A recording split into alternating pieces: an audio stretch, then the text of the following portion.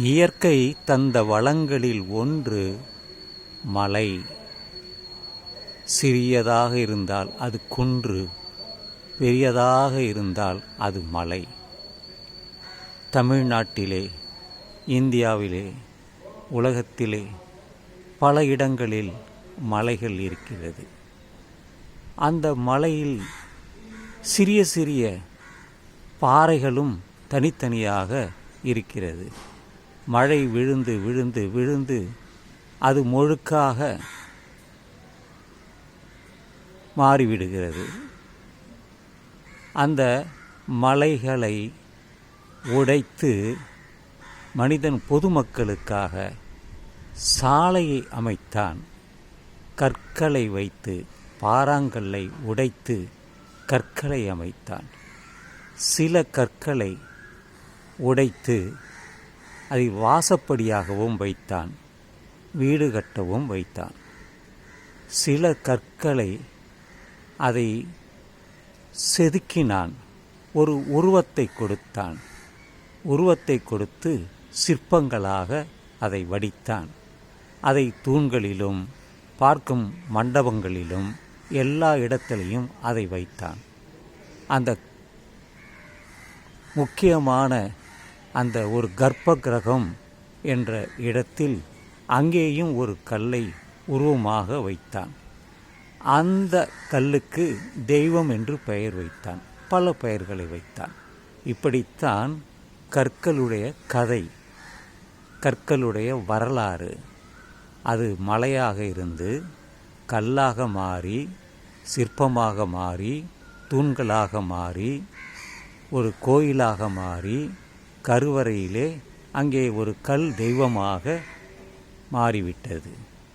அதற்கு பூஜை, கல்லுக்கு பூஜை, பாறைக்கு பூஜை அல்ல.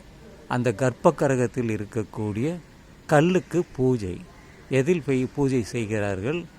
அவர்கள் தெரிந்த மொழியில், சமஸ்கிருதத்தில், தமிழில், தெலுங்கில், மராத்தியில்,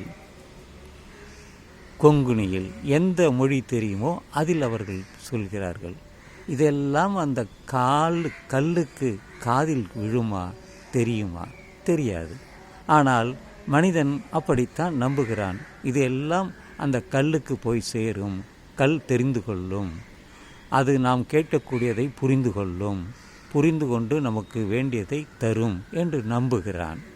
அப்படி நம்புகிறதா இல்லையா என்பது அவரவர்களுக்கே வெளிச்சம். அது உங்களுக்கே தெரியும்.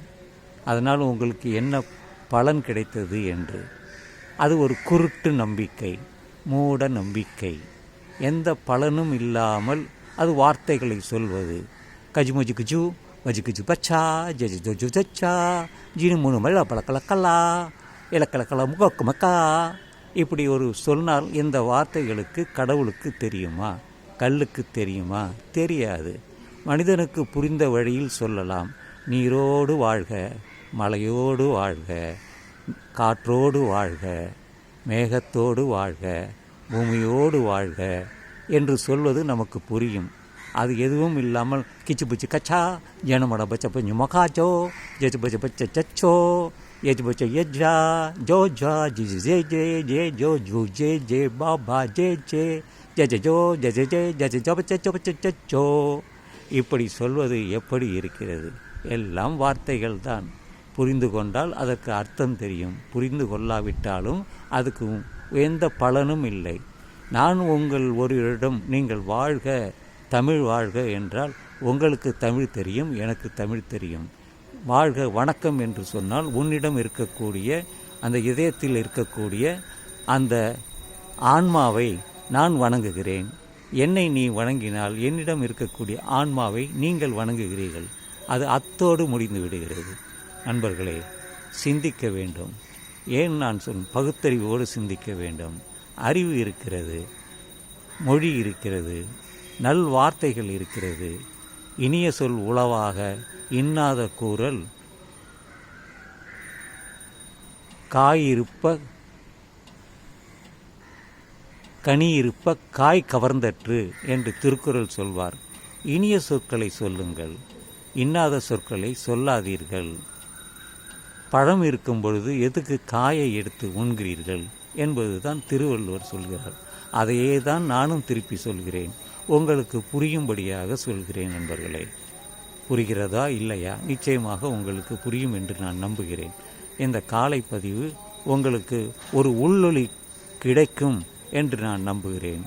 உள்ளொளி என்றால் உங்களில் இருக்கக்கூடிய அந்த இறை நம்பிக்கை அல்ல, இறைவன் கடந்து உள்ளே சென்று பார்த்தால் நீங்கள் காண முடியும் என்று சொல்லி இந்த பதிவை நான் நிறைவு செய்கிறேன். இன்று பிள்ளையார் சதுர்த்தி, அதை பற்றி பல கதைகள் இருக்கிறது. அது உங்களுக்கே தெரியும், நான் சொல்ல விரும்பவில்லை.